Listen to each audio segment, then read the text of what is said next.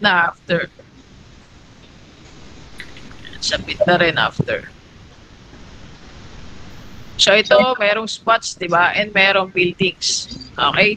Kung merong spots doon sa building, kahit missing buildings, okay? Basta may spots, just capture. Capture nyo lang.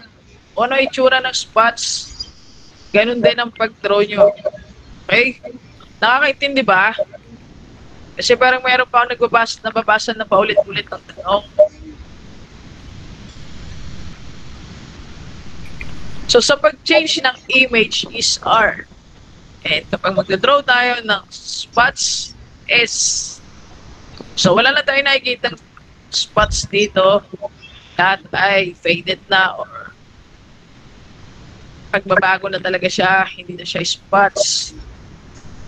Pasa lang kapag ganyan, and then pasa lang kung may makita kayong black image, just submit. Okay, speed up dapat. Wag kayo masyadong mag-overthink, wag kayong tulog habang nagtatrabaho. Ito, di ba? Spots is bigla ang pagbago ng kulay. So yan, sa loob ng kulay blue, biglang naging light blue or yellow. Yan, so kunin nyo siya. Okay, kung ano itsura ng spots, ganun din ang pag-drawing nyo ng spots. Ito, sa loob ng kulay ano ba to? Orange, biglang naging yellow, basta kung sa tingin nyo, yun ay affected ng spots or tumama yung spots dun sa bahay, then capture. Okay, naintindihan ba guys? So ito, hindi na to spots ha, masyado na itong malaki. Okay? Dapat yung mga spots natin, pinakamalaking spots, sabihin mo na ganyang kulay ang pinakamalaki. Oh, at least 1/4 ng isang grid, pwede pa. Pero kung half ng grid na spots, wag na, ha? 1/4 ng grid, pwede yun. Pero kung kalahati o isang buo ng grid,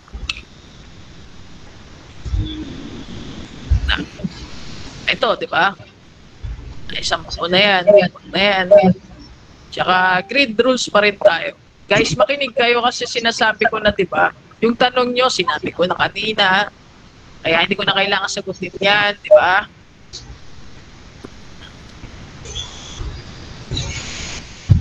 Basta maghanap lang tayo ng mga spots dito na may nag-touch na building or merong building doon sa spots na yun. Okay. So ito, napakalaki ng missing buildings. And parang hindi naman siyang related.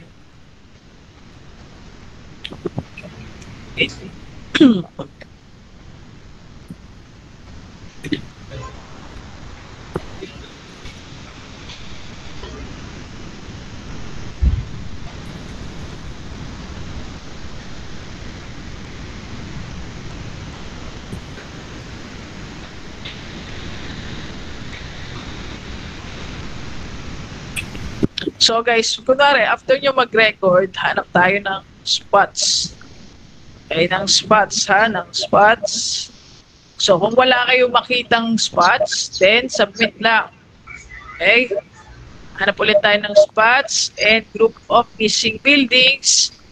Kung wala na makita, submit lang. Pero dito, merong spots, di ba? Naging dark ang red. Naging mas darker ang red. Kung ano ang itsura ng spots, ganun din ang pag-drawing nyo. Okay? Basta ang spots tumama sa building, then capture.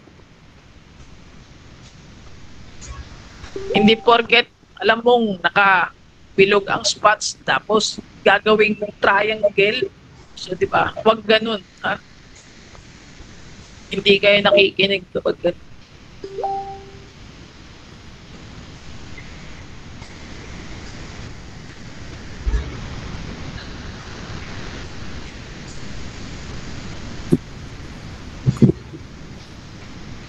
So next. So dito walang spots, di ba? Then submit.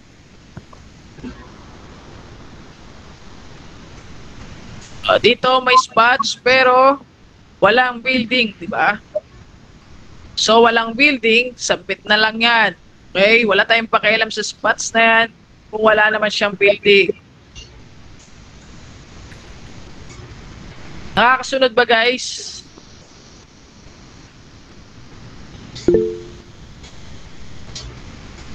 Huwag nyo kasi sabayan yung tanong. Dapat yung tenga nyo, lahat nakikinig kayo, i-max volume nyo yung earphone nyo or speaker nyo, di ba? Para lang din ang kapitbahay nyo. So, eto guys, hindi na to yung spots na inaanap natin. Okay? Masyado na siyang malaki para maging spots. Wag na yan.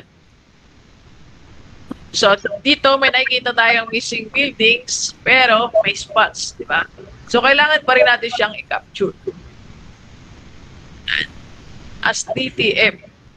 Okay? Kahit missing building siya, as long na may spots, then capture as DTM error. Okay? Naintindihan ba?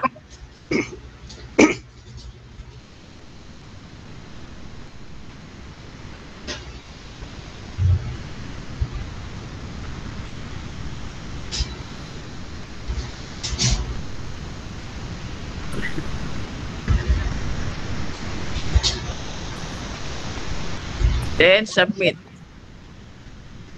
So, mukhang naintindihan nyo naman na lahat. Kailangan natin mag-attendance na para mapag-start na tayo. Okay? Naintindihan nyo ba? Ang pag-change ng image is R. So, attendance tayo, guys. Okay. Tayo, wait lang. Ganito yung tab. Gagamitin nyo, checker ID. Checker ID, ha?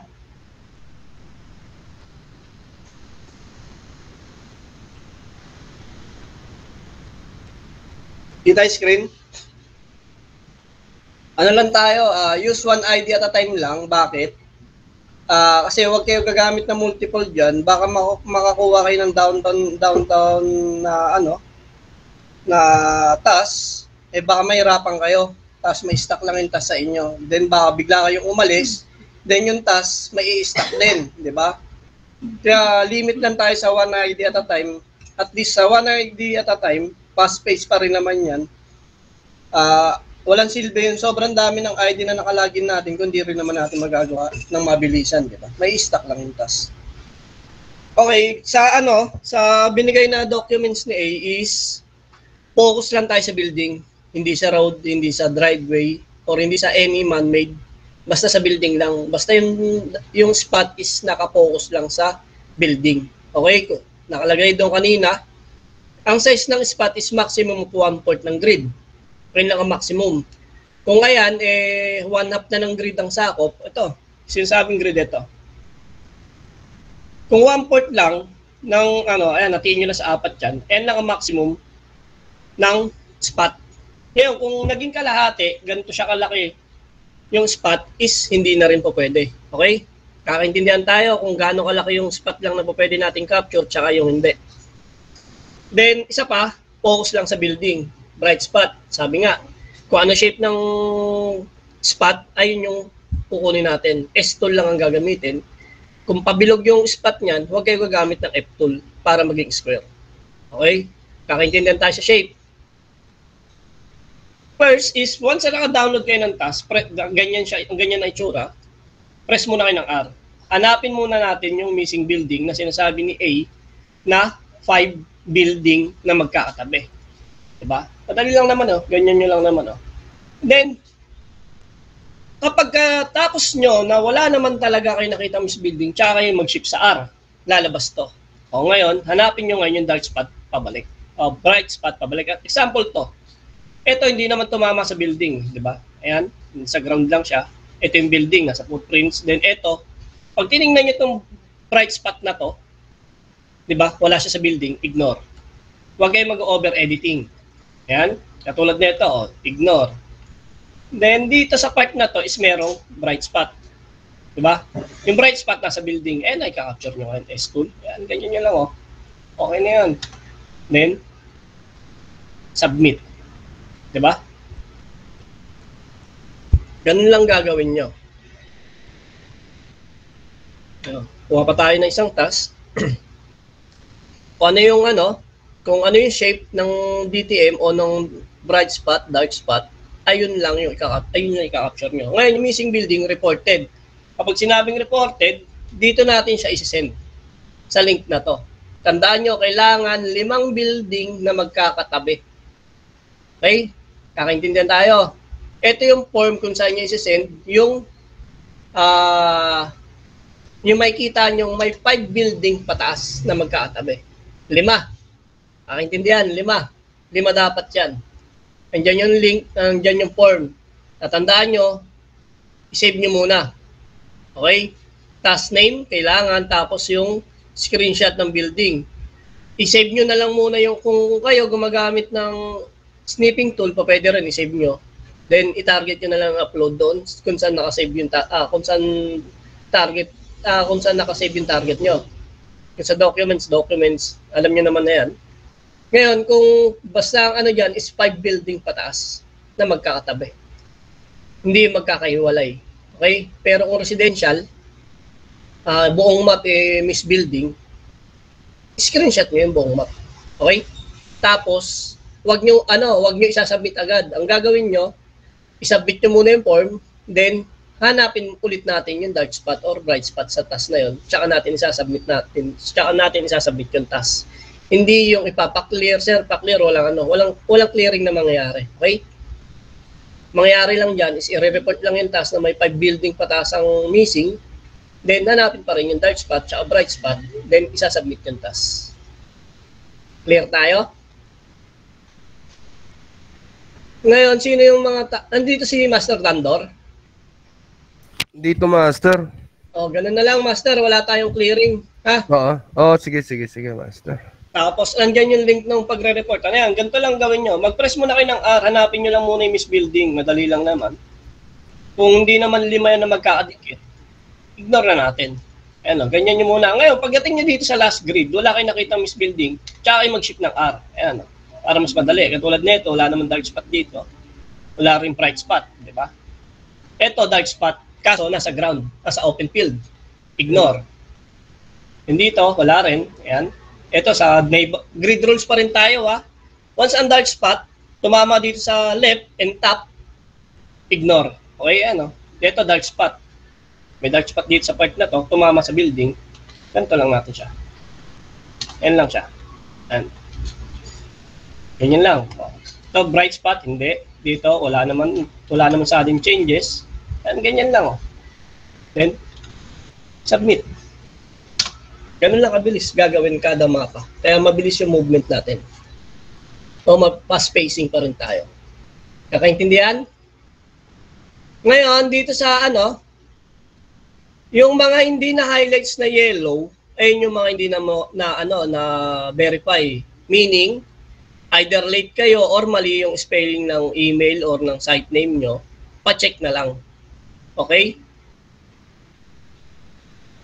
Kakaintindihan tayo? Check nyo yung sheet link natin.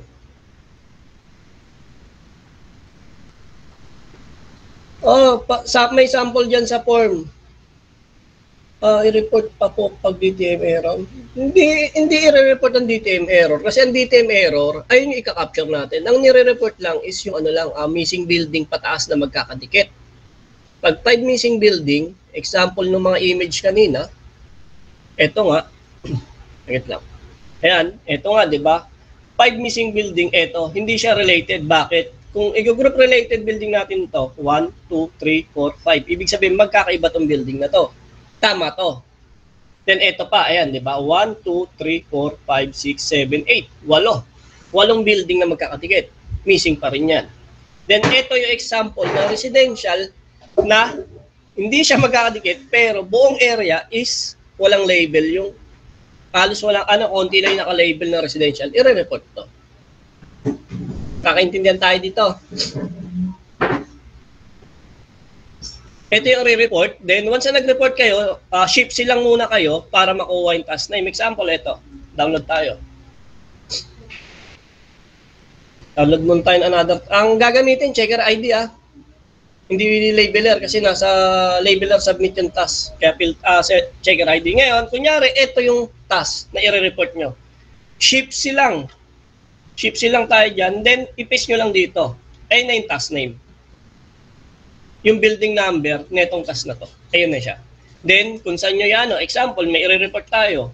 Kung example lang to, huwag nyo gagayahin to Kunyari, imagine niyo misbuilding to, lahat ng area na yan. Gagawin nyo, screenshot lang kayo ganyan. Then, isave nyo. Kung saan nyo isi-save yan, nandun lahat yan. Then, once na i-upload nyo yung link, i-browse nyo lang yan kung saan naka-save yung nyo. Ito yung documents. Sa light shot, naka-save yan. Kunyari, ito, ayan. Ito yung file na ginawa ko, yung sinave ko. Open nyo lang din. Pagka-open nyo na ganyan, magbabrowse yan, di ba? Pag-browse nyo na ganyan, sasubmit nyo na lang yan. Click nyo na i-submit. Then, gagawin nyo pa rin, syempre, yung task. Kung asan yung bright spot, tsaka dark spot. Sinasabi nga nila, mas itim pa sa black, mas puti pa sa white. Okay? Ganon. Ayan, ito isang diskarte para mabilis kayo. Missing building muna kayo. Hanapin nyo muna missing building. Ayan. Mabilis lang mag-browse, ganyan lang, di ba? Makikita naman natin agad yung missing building. Ano yung missing building? Yung walang orange na label o walang footprint. Ito. Kasi itong orange na to, ito na yung footprint. Ito na yung label. Kung walang ganyan na orange, ayun yung missing building. Okay? Tandaan nyo, orange siya. Kailangan may orange na label yan, yung building. Kung shifted dyan, huwag nyo pakialaman yan. Ignore yan. Ito, tulad nito, isang building lang ang error. Ignore natin yan. Isa lang yan Diba? Then, balik tayo sa R para hanapin naman yung dark spot. Ito, tulad nito, dark spot. Sobrang laki na niya. Kaso, nasa road siya. Hindi naman tumama sa building. Kaya, huwag natin i-capture. Okay? Laro tayo dito. Sobrang laki. Then, hindi naman tumama sa building. Hindi natin ka-capture yan as DTM error. Ignore lang yan. Hanapin lang na dark spot. Ito, tulad nito, may dark spot. Kaso, hindi lang tumama sa building. Then ito, tumama sa building. Itong dark spot na to. Ayan lang natin. Bright spot na yan. Ganyan lang natin siya. Then tingnan natin. Ayan. Wala. Ito, wala rin dark spot. Nasa road. Ayan, ganyan lang natin. Ito, sobrang laki na. Hindi na natin ka-capture. And then ito, pwede pa to. Dark spot na rin. Ayan. Ayan. Kanyo, dark spot na yan. From red, naging dark dito sa may gitna. Capture yan, dark spot. Then dito, wala naman na. Liban dito, masobrang liit na nito Hindi na yan Ito, di ba? Ito, red, then yellow, then cyan, then dito nag-dark. So nasa road. Ignore.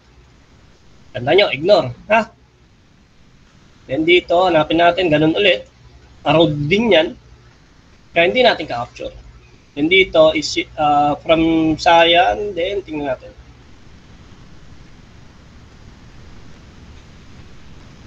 Hindi na bright spot yan. Okay yan. Ayan, isa lang kinapture natin. Itong part na to. Tumama sa building. Okay? Then, submit. Ganun lang kabilis. Minsan, dalawa lang yung dark spot o bright spot. Minsan, tatlo. Kaya mabilis lang tayo. Clear? Okay na tayo? Goods na? Wala nang tanong? Yung mga hindi pa nabe-verify, ito nga, sa sheet link, ito. Nakita niyo yung sheet. Meron dito sa FP na hindi na-verify, si Don. Either mali yung spelling mo or mali yung format ng site name or mali spelling ng email. Then si Mia pa-check kung visible na yung tab 2755. Kapag na-verify na yan.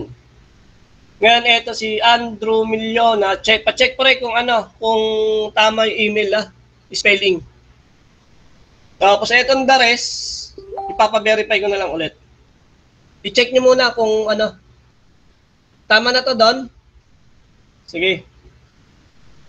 I-check nyo na yung yung mga spelling time. Kapag done na kayo, Master, kapag done na kayo attendance, i-ping mo na lang ulit ako para ipa-ano ko ulit kay A. Sige, Master. Sige, sige. Okay? Wala nang tanong? Gusto sa akin, Master. Goods na. O, mamaya review.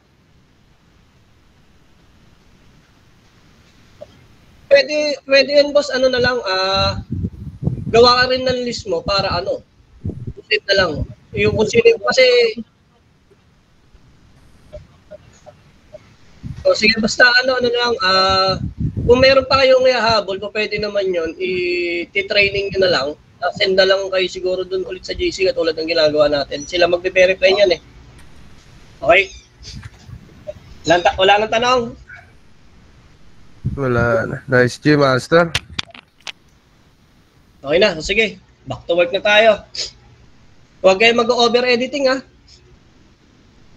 Okay?